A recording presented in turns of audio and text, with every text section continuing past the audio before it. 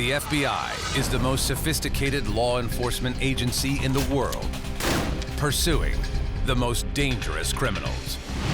When a 911 dispatch supervisor disappears without a trace, I just had this awful sinking feeling something was wrong. the Bureau mobilizes. It happened so quickly, it almost took your breath away. Did the double divorcee run away with a new lover? His words to us, I'll never forget this long as I live, was, I believe Teresa's in Cancun with a man named Elvis. Or has murder come to a small town in Georgia? We absolutely looked at possible other missing people, possible serial killer. He would always brag to people about how he could take them out into the woods and bury them and nobody'd ever find him. We followed the evidence where it led us. This is not a phantom we're chasing. It turned out to be the monster in the end. FBI. Criminal Pursuit.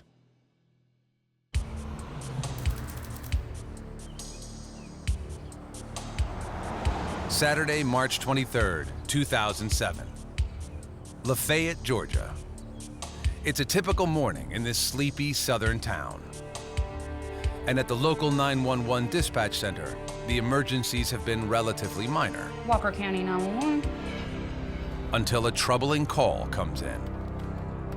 Claire Carruthers reports that she hasn't seen her daughter Teresa in several days. This time, dispatchers don't need to take a description. The missing woman, Teresa Parker, is one of their own, a 41-year-old dispatch supervisor.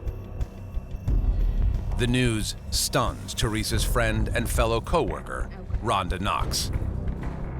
Honestly, your heart almost stops because Teresa was somebody I was in the room for 12 hours a day for 4 days a week in a row.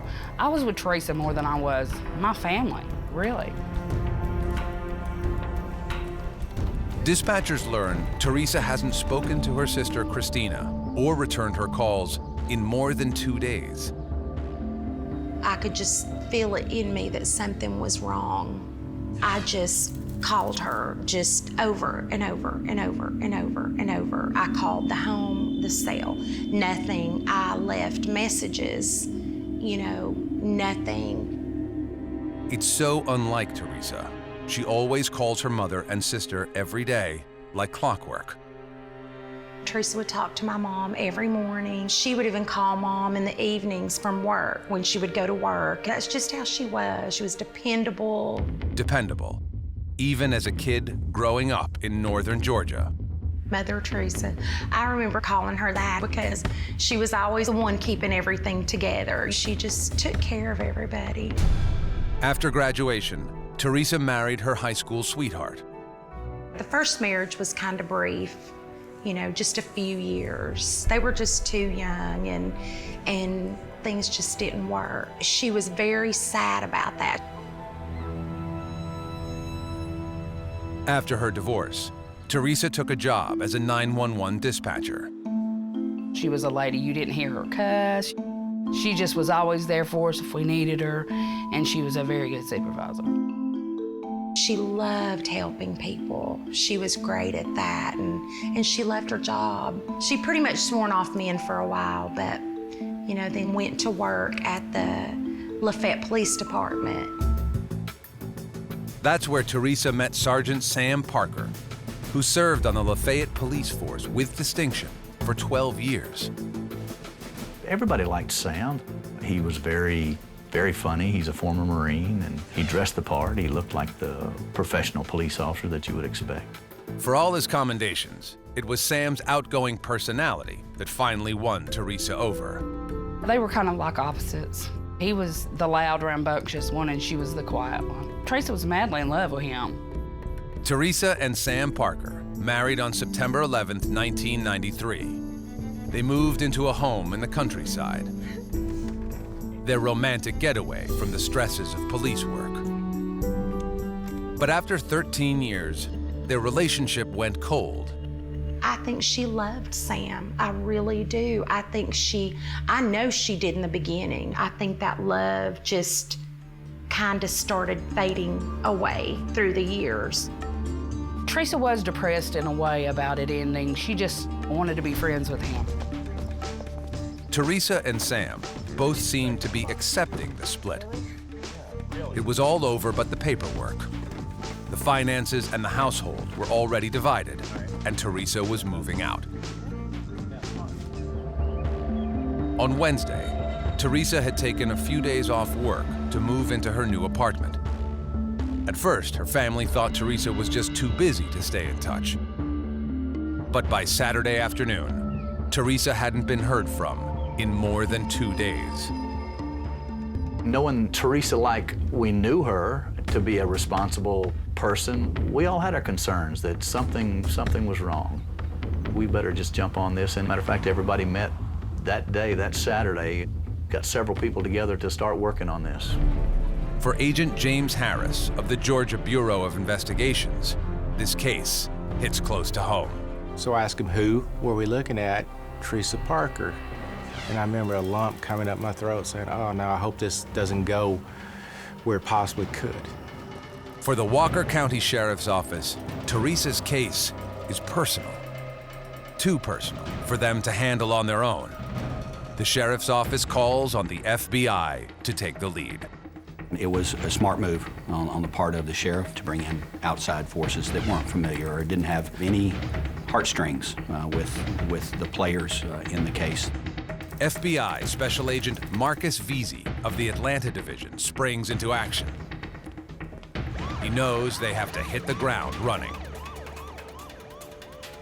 3 days had passed. Lots of time for evidence to decay or go away. Lots of time for stories to be built, alibis to be made. So when we come in late in the game like that, we're behind the curve. Agents' first stop is Teresa's new apartment.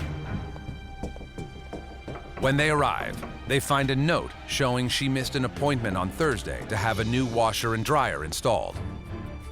Teresa was always where she was supposed to be when she was supposed to be there. So when Teresa starts missing appointments, you know something's wrong. Agent Harris let himself in with a key code provided by the manager. He finds no signs of foul play. And more importantly, no sign of Teresa.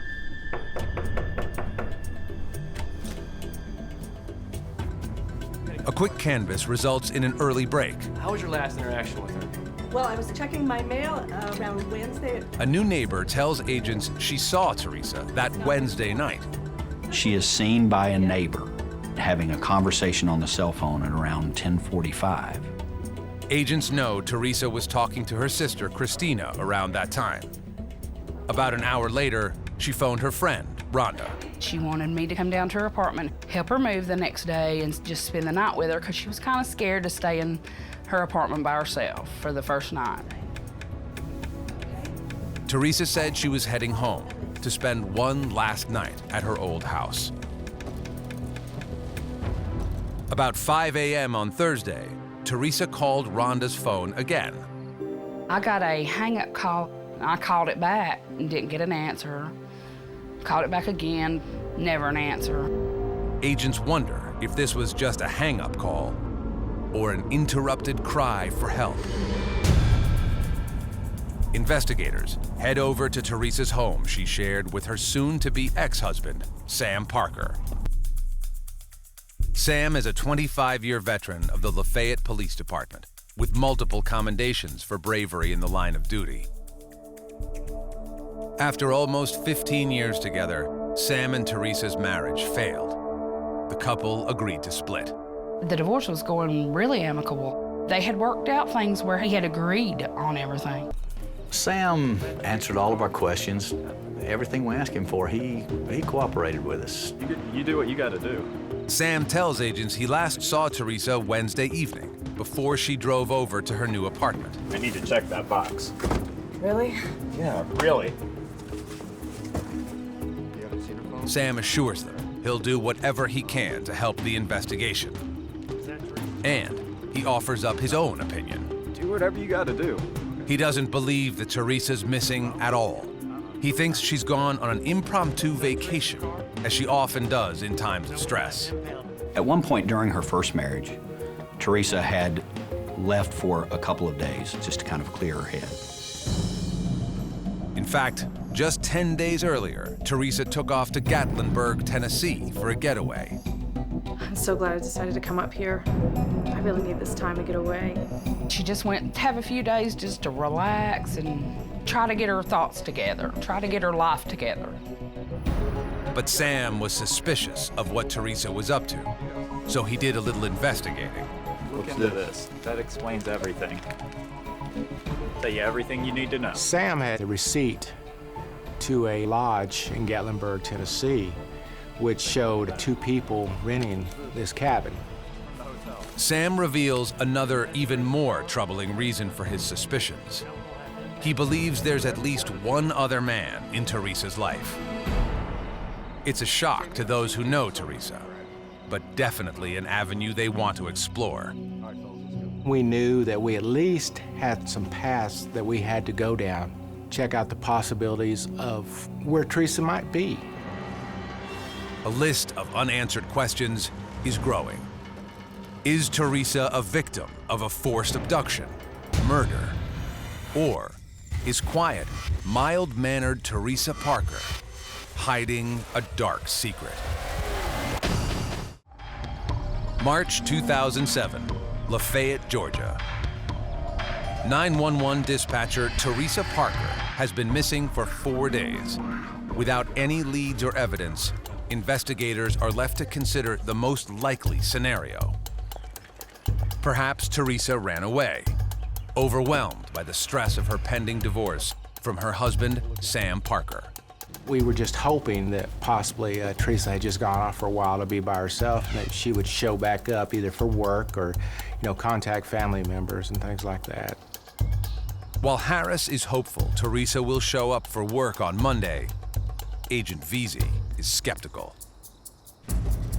If she were to take off spontaneously, one of the problems with that is that might work for a night or two, but the thing that you're going to run into is you're going to need money. You're going to need your credit card. You're going to show up on the radar screen in some manner. He pulls up Teresa's credit card and bank records, but there is no activity since she disappeared. Her cell phone voicemail shows a flurry of calls from worried friends and family. Hey girl, I wanted to call it. Teresa, we're out looking for you, sweetheart. I'm filing a missing persons report because of the fact that we haven't seen you.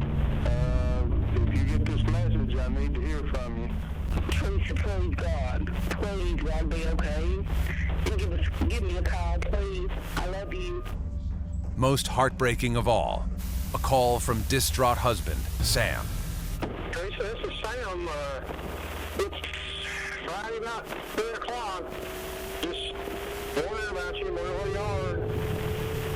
Give me a call. Just give me a call. Stay in touch. Those messages, you could feel the panic in the voices. They got more and more desperate sounding as the days went on. Veazey believes if Teresa had gone off on her own for the weekend, surely she would call her family and friends to say she's okay. To aid in the investigation, Teresa's husband, Sam Parker, volunteers her phone bill, hoping that it might provide agents with some fresh leads. Guys, I think I got something. It shows Teresa hasn't made any outgoing phone calls since that brief hang-up to co-worker Rhonda early Thursday. But agents do find something interesting. That number's on this phone bill 20 different times. Teresa made over 20 phone calls to one phone number shortly before her disappearance. That's got something to do with what's going on. You sure? It's gotta be. I've never seen that number before. Track down that number. Find my Teresa. We will.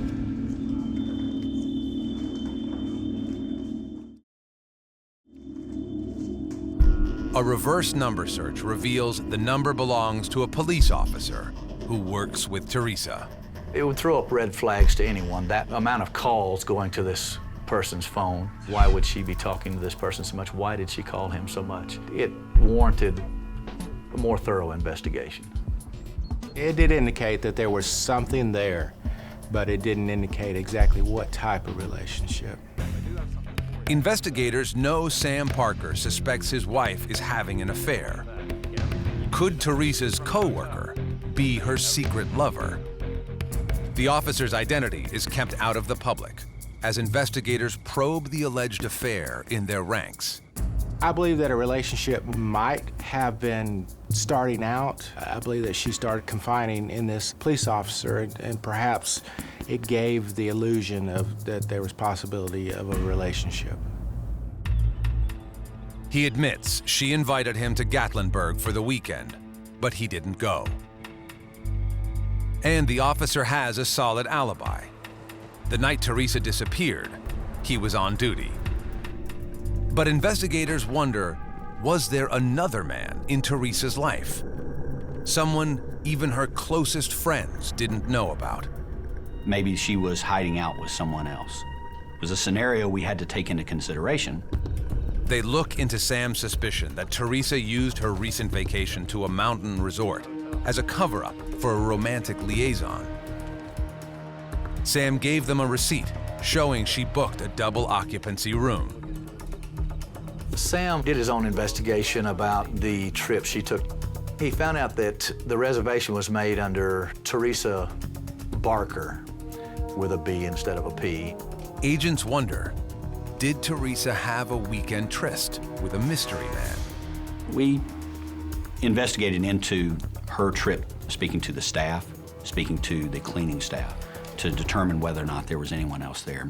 Hey, how you doing? Agent Harris from State Bureau. The reservation placed under Teresa Parker turns out to be nothing more than the hotel clerk misunderstanding Teresa's name when she phoned in the reservation.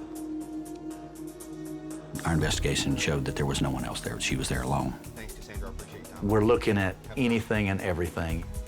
If anyone brings up the fact that she may have been seeing someone or they had heard this, we tried to follow those out as far as we could take them. In a case like this, you want to follow up all the leads and not have blinders on. With little else to go on, investigators turn their attention to the Parker household. By all accounts, Sam and Teresa were on good terms, despite their pending divorce. But perhaps a deeper conflict festered behind closed doors. Sam is happy to oblige the request to search the couple's home. He let us search, and I believe he said several times that whatever y'all want to do, whatever you want to search, you know, I got nothing to hide. Teresa's purse, keys, and cell phone are missing, but her SUV is there, and more. We noticed in the bathroom that Teresa used that her makeup case was there, her contacts and contact solution, her toothbrush was still there, things that anybody most likely is going to take with them. So that started putting a few sparks in our head. When you overlay that with the scenario that she just walked away, it doesn't really fit because she left so many things behind that if you're going to walk away, you would have taken with you. Investigators wonder, could Teresa have been taken against her will? If she was abducted or if she had had a confrontation with a stranger or something. But the house is meticulously clean and shows no sign of a struggle. They impound Teresa's SUV for further analysis. And then, a potential break in the case. Sam tells detectives his neighbor may have seen something related to the investigation. We did find a neighbor that had suggested to us that she had saw two men around the area of the Parker residence that might be something that we need to look at. Around the time of Teresa's disappearance, she spotted two suspicious men in a light-colored truck in Sam and Teresa's yard. She couldn't tell what they were doing, but they made her feel uneasy. Now, it's just a matter of tracking down these two mystery men.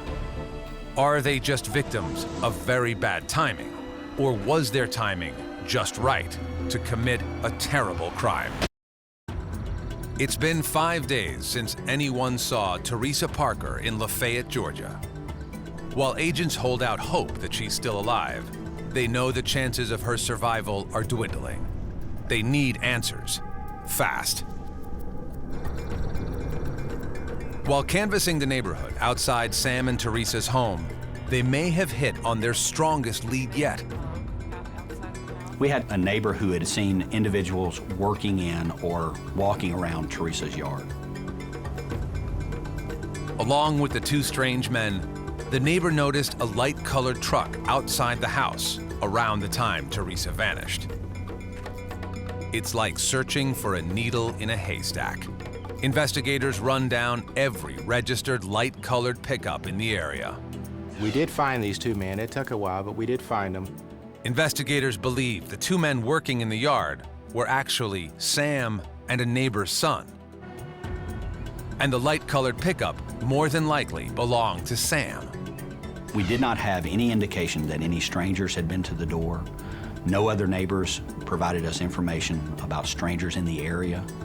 So we attributed that to the work that was going on at the house at the time. It too appears to be another dead end.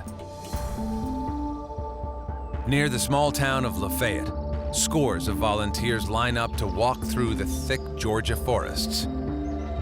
They search for any signs of the missing 911 dispatcher, Teresa Parker, the woman who had always been there when anyone needed help. Teresa loved her job. All the officers called her Mama T because she kind of just took care of everybody. She was Mama T, you know. She was such an integral part of the law enforcement community. When a police officer is out by himself and is in need of help, she's that person on the other end of that radio that gets the help to him. So it is emotional for me. The searchers find no trace of Teresa. We're looking for Teresa Parker. Her description is given to the local media, and investigators print missing person posters. We received hundreds and hundreds of tips on our tip line. Individuals would call in and say, I thought I saw her 20 miles away, or I thought I saw her in California, or whatever. We checked and ran down all of them. It's not our girl. But none of the sightings could be verified as Teresa Parker. For investigators, it's one disappointment after another. I really hope Teresa walks in the door here any moment so we can just all go home and laugh about this. We really hoped that she would just show back up, but that slowly faded away. They have to face a terrible possibility. Teresa might be found eventually, but not alive. They keep Teresa's files with them 24 hours a day, just in case. We were constantly getting phone calls about we found some bones here, or we found what's possibly human teeth there. So it became essential for us to have Teresa's case file and Teresa's dental x-rays with us at all times. And we kept those close. It was almost a reminder of, this is a real person. This is not a phantom we're chasing. This is someone's daughter. We wanted that as a reminder. It's a motivation to us. When we're tired, when we've been at it a long time, we're gonna keep going. Then, finally, a break in the case. Crime techs scouring Teresa's impounded SUV find something puzzling. The vehicle was very, very clean, to the point that you can actually see the pattern from the head on the vacuum cleaner going down and back, and this also includes going up the sides of this vehicle. There wasn't a speck of anything in the back of that vehicle. They carefully examine every inch of Teresa's car. The crime scene specialist said, I think I found blood in the back of the vehicle. I don't know what I can describe it. It was a stab in the gut. It was just like, oh, here we go. 2 small drops of blood are found in the latch of the rear door. The samples are collected and sent to the lab for comparison with DNA from Teresa's toothbrush. Lab results quickly determine the blood belongs to Teresa. It's the first sign that her life may have come to a tragic and violent end. Now, what we couldn't tell is how it got there, whether it was some type of cut or an injury during moving or not, or other evidence of a body being back there. It made us very, very suspicious. Investigators have to look at the possibility that Teresa might be a victim of foul play. But who would want to hurt their 911 dispatcher?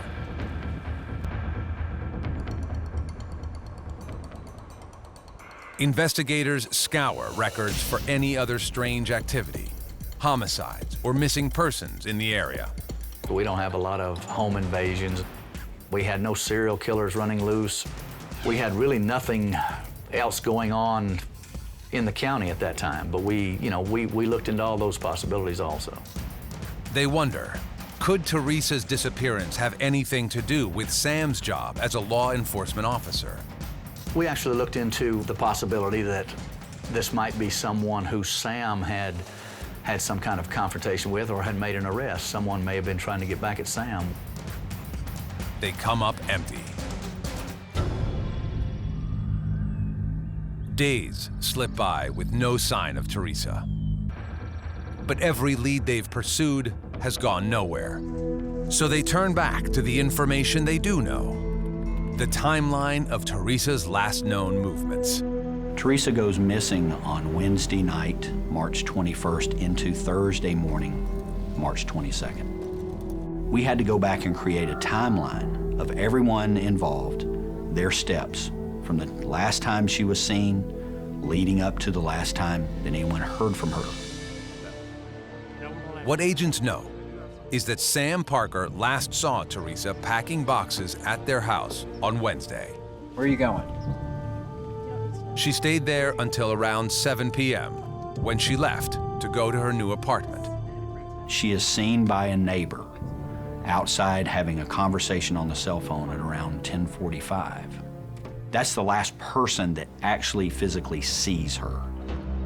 Sam tells agents he left their house to spend the night at the home of his new girlfriend. He said he had spent from about 11:30 on Wednesday evening till about 6 o'clock on Thursday morning at this person's house. At around 11:30 p.m., Teresa called her friend Rhonda before driving back to Sam's house to collect the last of her belongings. I had talked to her, and that's the last time anybody spoke with her. After her conversation with Rhonda, no one knows what happened to Teresa. Sam tells investigators he drove back over to his house around 6:30 Thursday morning to pick up some gear for a fishing trip. He saw Teresa's SUV parked in the garage. He loaded up his trolling motor or his battery and went fishing. He said that her car was there in the garage when he left. After that, it seems like Teresa fell off the map. 2 days later, her family reported her missing.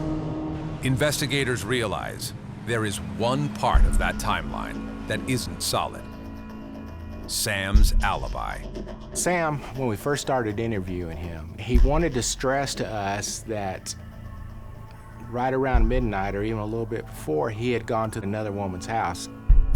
His new girlfriend verifies he was with her, but tells agents he didn't arrive until after 1:30 a.m., almost 2 hours later than when he says. It's a small window of time, but big enough to raise suspicions. But it won't be what Sam says that finally breaks the case. It's a surprising voice from the past, one that unveils the true monster responsible for Teresa's disappearance. It's been a week since Teresa Parker was last seen alive. Even if the odds are now against her survival, those closest to her continue to hold out hope. As the days would go by, it got harder and harder. You still in the back of your mind think, by the grace of God, maybe she would just walk up. Despite hundreds of man-hours looking for any trace of her, the only thing investigators have is 2 drops of blood on the back of Teresa's SUV. A review of Teresa's last movements reveal a small hole in the alibi of her estranged husband, Sam Parker. There is a 2-hour window that is unaccounted for. Agents know that's plenty of time to kill someone and hide a body where no one could find it. In fact, Sam's been bragging about doing just that for years. He would say things like, "We live in a vast wilderness. You could kill someone and hide the body and no one would ever find it." It's something that may come back to haunt him. There's something else that's not ringing true. Sam told investigators he went by his house the next morning at 6:30 a.m. He said Teresa's SUV was parked in the garage. But what Sam doesn't know is that Teresa's 5 a.m. hang-up call to Rhonda raised a red flag. She's never called me at 5 in the morning, ever. And I started to worry something's wrong. Rhonda phoned some on-duty police officers to do a welfare check on Teresa around 7 a.m. Police officers had gone out to the house early that morning and saw Sam's truck parked there and was able to tell that Teresa's 4Runner was gone. Perhaps Sam was mistaken about the time, but it seems unlikely a police sergeant with 25 years experience would get a detail like that wrong. When you start lying about simple things, you're hiding bigger things. When he started lying to us in the beginning of our timeline, we knew that we were probably having to go down a path we really didn't want to go. The time has come to investigate one of their own. In a missing persons investigation, you have a basic strategy you try to follow. Now, when you put a police officer in that mix who is possibly a suspect, it changes a lot of what you do and how you do it, because he knows Whatever you got to do. the type of questions you're going to ask. I bring the brand of the FBI with me, and he's going to be suspicious of that. We would prepare every time we went to talk to him, and it was specific in trying to get him to think like a police officer as opposed to thinking like a suspect. We want to keep that rapport going with him. In the event that the pressure became so much that he would eventually crack. It's an intense mind game that both sides are well trained to play. And it's about to escalate. Hey, how you doing? Sam Parker knows he's under an investigative microscope when he comes in for an interview with Agent Harris. This isn't looking good on finding her.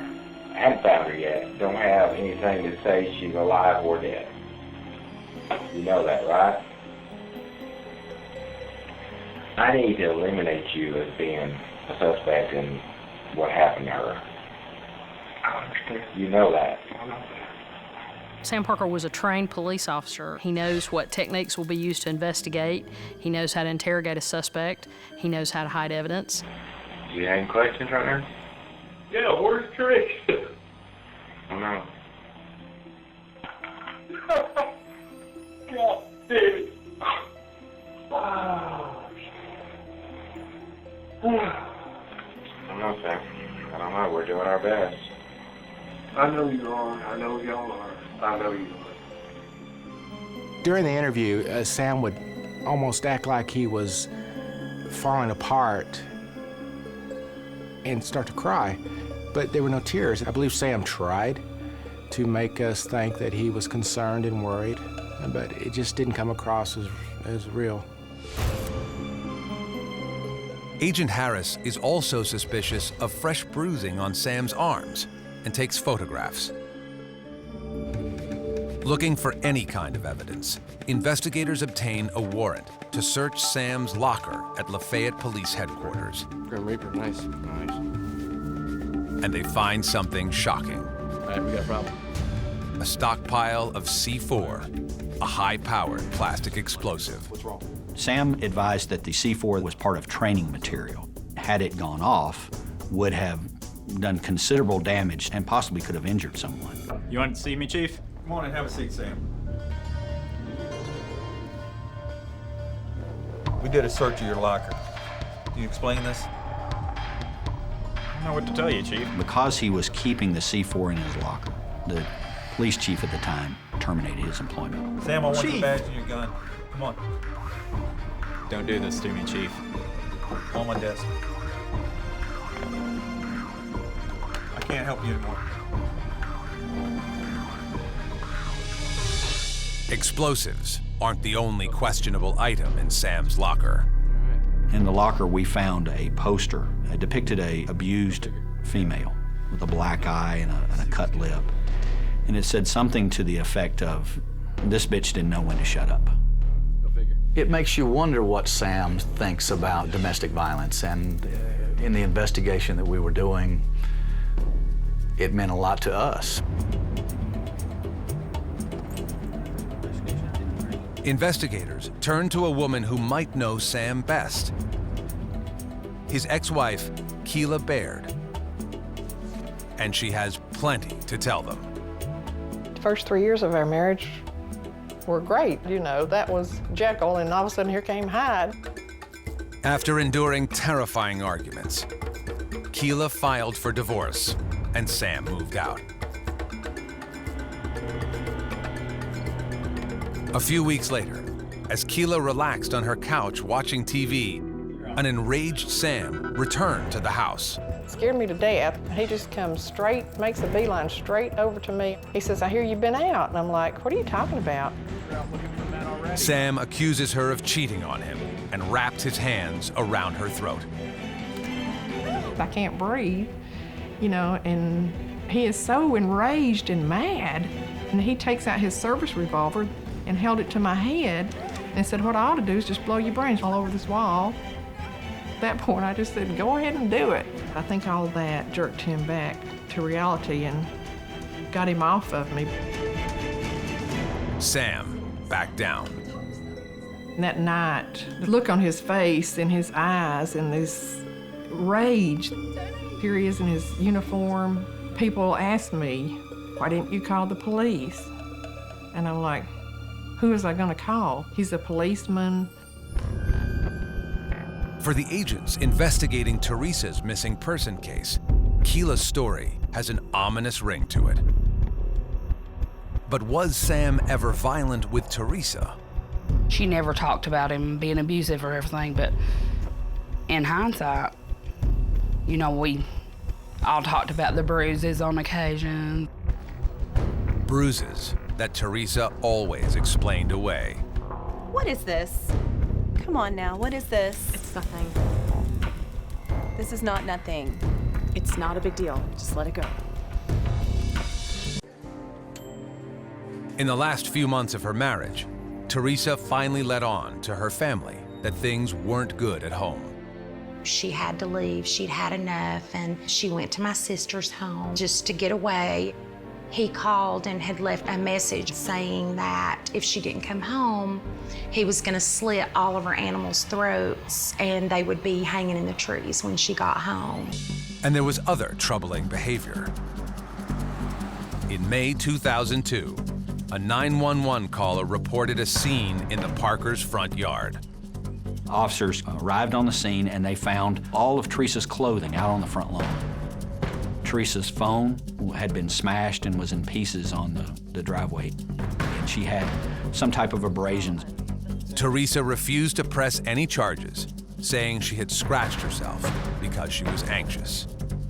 I believe Teresa kept it all quiet because she still loved him. She did not want him to lose his job. She was very private, didn't want anybody to know. With no reports or photos, it's hard for agents to know what really happened. What were you thinking? But it does indicate Sam can lose control. You make me sick! And now investigators worry it may happen again. Sam, unemployed and under suspicion, is feeling the pressure. It began to weigh on him, and his personality changed, the way he interacted with us changed. He went from being engaging to the point he stopped talking to most everybody. 3 weeks after Teresa disappeared, another 911 call comes in. Sam Parker is sitting outside his house in his Marine uniform with a shotgun to his chin, threatening to blow his own head off.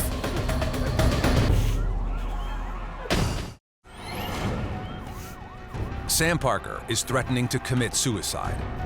The Lafayette, Georgia police sergeant has just been fired after 25 years on the force.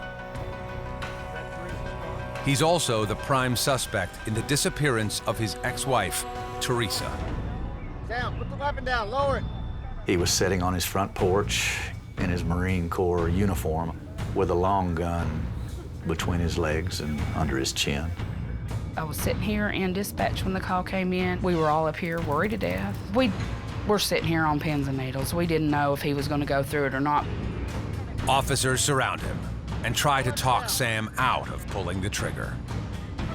I believe Sam felt like he was being considered a suspect and not a victim. So I believe his alleged suicide attempt was to portray himself as a worried husband and a victim of our investigation. It didn't work. Sam spends the night in the hospital while the DA assigned to the case debated her options. Nobody's stalking her. She didn't have an irate coworker that hated her. There was no stranger running about the woods in Lafayette killing people. Everything appears to be pointing to Sam Parker, but without any physical evidence linking him to a crime, the DA fears he might get away with murder. There have only been, that I could find, 5 cases in Georgia that had been tried without a body. I worried about it all the time. Do I have enough? Will there be enough? But it just kept coming back to the fact that there was nobody that had a motive to hurt Teresa, to even be angry with her, except Sam Parker. Then, in a surprise move, Sam appears on the evening news and talks about Teresa. I've been Waco'd at Ruby Ridge by the FBI. He told the local reporter that he thought he knew where she was, but he wasn't going to say. He didn't want to bother her. We traveled out to Sam's house and said, all right, Sam, you told the news that you knew where she was. Tell us where she's at and it'll all be over with. And his words to us, and I'll never forget this long as I live, was, I believe Teresa's in Cancun with a man named Elvis. And I didn't know what he meant, and I thought he was being funny. Sam refuses to cooperate further. Was this Teresa's mystery lover? Agents discover Teresa had met an Elvis impersonator while vacationing at a Cancun resort. Authorities located Elvis, but find no trace of Teresa. All investigators can do at this stage is watch and wait. The case drags on almost a full year. We were convinced Sam did it, but now we had to prove that Teresa was dead. We needed to let as much time as we could go by to show that there had been no credit card transactions, no bank transactions at all, no phone calls, no contacting family, friends. We just had to show that Teresa Parker is just no longer alive.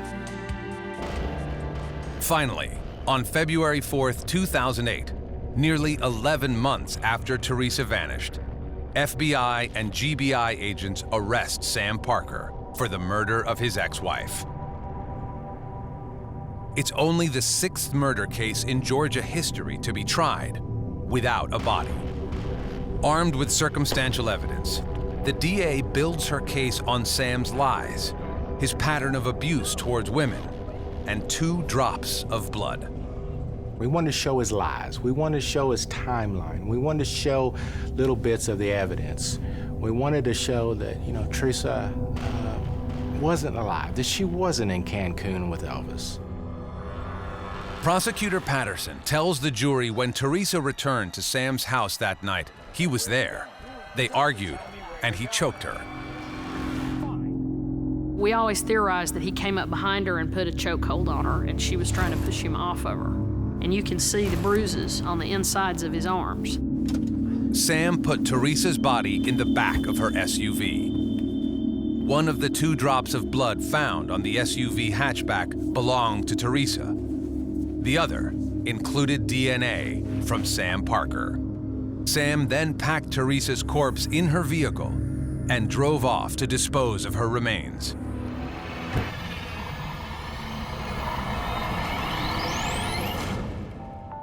After 4 days, the jury returns a guilty verdict. The judge renders sentence right there on the spot. He said, "In this matter, I am sentencing you to the rest of your natural life in prison." And it happened so quickly, it almost took your breath away. This was only a partial victory when Sam was found guilty. That wasn't the end for us. We still wanted to find Teresa. She was one of our own, and we wanted to bring her home. Despite his conviction, Sam refuses to admit guilt or tell anyone what he had done with Teresa's body. He was still in control of the situation because he wasn't gonna reveal where she was, where her body was, what he'd done to her. Oh, it was so hard, not knowing where she was. She's out there, probably in the woods somewhere, you know, thrown out like garbage. You know, that was horrible. Search teams continue to look for Teresa Parker, despite the long odds of ever finding her. It's like looking for a needle in miles and miles and miles of haystack because there's so much land out there. Almost a year to the day after Sam Parker's conviction, a farmer trips over a human jawbone 16 miles from where Sam's father had lived. The skull is positively identified as Teresa. And it was a very chilling moment because the amount of time and effort and heart and soul that we had put in, here she was. And there were days when I didn't think we would ever find her. And we did. It was wonderful to be able to lay her to rest and not have to worry anymore. That was a miracle. How she was found was a miracle in itself. Many remember Teresa as the 911 dispatcher who had always been there to help everyone. They only wish that she had been able to help herself. She was one night away from a new life, and she couldn't make it. I wish every day Teresa would have told somebody and made that call, because maybe if she did, she would still be here. The thing that is disappointing is that Sam, as a police officer, is supposed to be the good guy. Sam is supposed to be the one that comes in and is the hero and saves people. But it turned out to be the monster in the end.